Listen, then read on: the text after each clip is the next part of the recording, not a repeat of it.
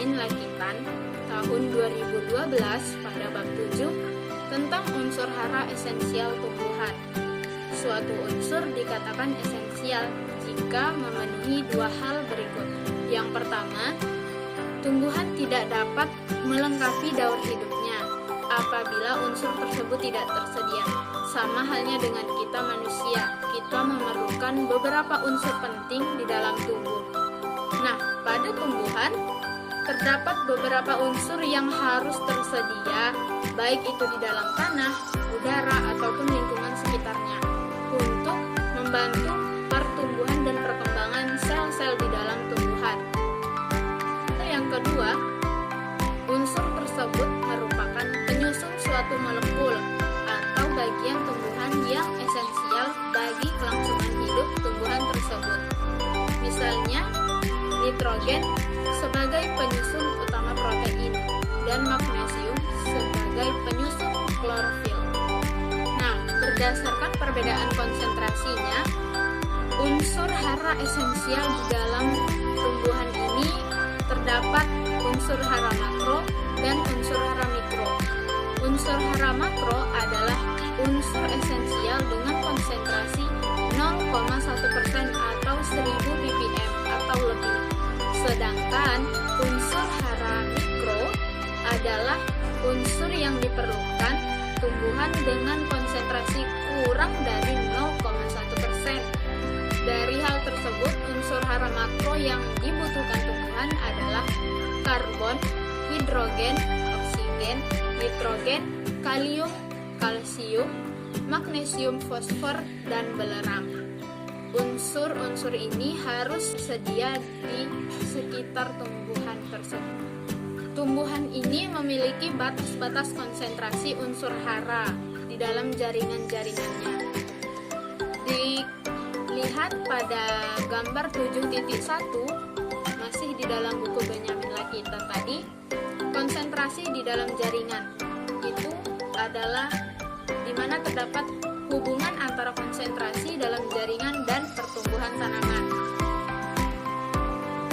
Jika jaringan tumbuhan mengandung unsur hara tertentu dengan konsentrasi yang lebih tinggi dari konsentrasi yang dibutuhkan untuk pertumbuhan maksimum, maka pada kondisi ini dikatakan tumbuhan dalam kondisi konsumsi mewah atau luxury consumption.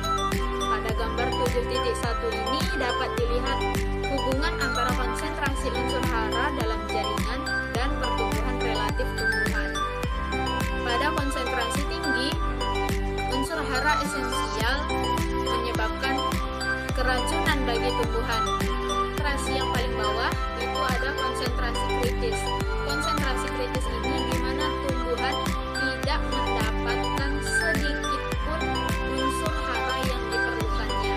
Pada zona defisiensi ini, tumbuhan memang mendapatkan asupan unsur hara, namun tidak mencukupi kebutuhan maksimumnya. Jaringan-jaringan mengalami defisiensi sehingga mengakibatkan beberapa gejala tertentu seperti pada daun, batang, akar maupun buahnya. Kemudian fungsi unsur hara esensial yang dikutip kembali dari buku Benyamin Lakitan ini, terdapat beberapa fungsi unsur hara esensial pada tumbuhan, yakni yang pertama ada nitrogen. Nitrogen ini merupakan unsur protein dan enzim. Selain itu, nitrogen juga terkandung di dalam klorofil. Kemudian fungsi unsur hara yang kedua ada fosfor.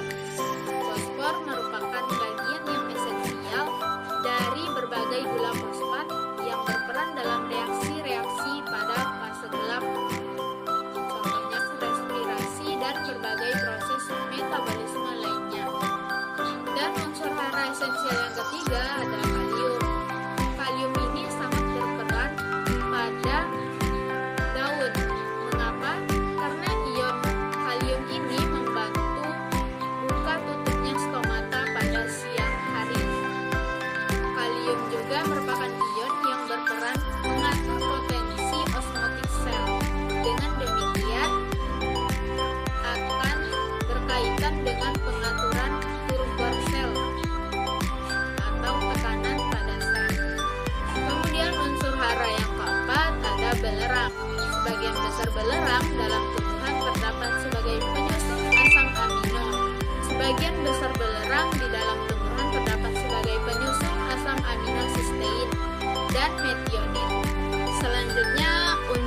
utara yang berikutnya itu ada magnesium. Magnesium ini juga berfungsi sebagai aktivator dari enzim-enzim di dalam reaksi tumbuhan seperti fotosintesis, respirasi, dan pembentukan DNA maupun RNA.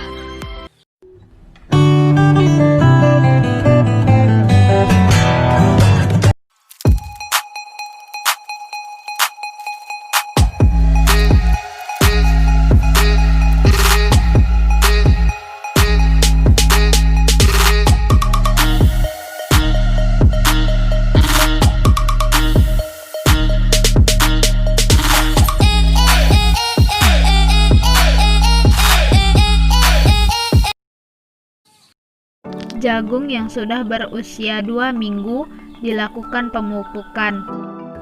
Pada sampel 1 diberi perlakuan pupuk N. Kemudian pada sampel 2 kita berikan perlakuan pupuk N ditambah KCl ditambah TSP. Dan pada sampel 3 kita berikan perlakuan pupuk N ditambah TSP. Dan pada sampel keempat perlakuan pupuk NPK. Konsentrasi pupuk yang digunakan pada 1 liter air kita pakai 5 gram pupuk. Untuk aplikasi 3 jenis pupuk maka kita sesuaikan dengan takaran air 1 liter. Dosis pupuk yang diberikan pada setiap sampel sekitar 200 ml atau sama dengan 1 aqua gelas.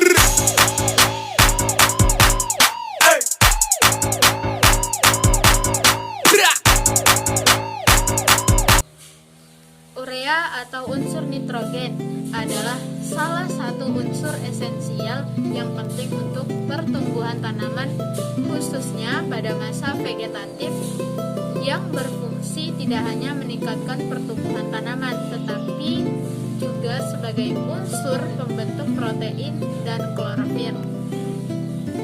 Menurut Koswara 1983 yang diambil dari jurnal pengaruh dosis dan waktu aplikasi pupuk urea dalam meningkatkan pertumbuhan hasil jagung Pionir 27. Disebutkan bahwa tanaman jagung mengambil nitrogen sepanjang hidupnya.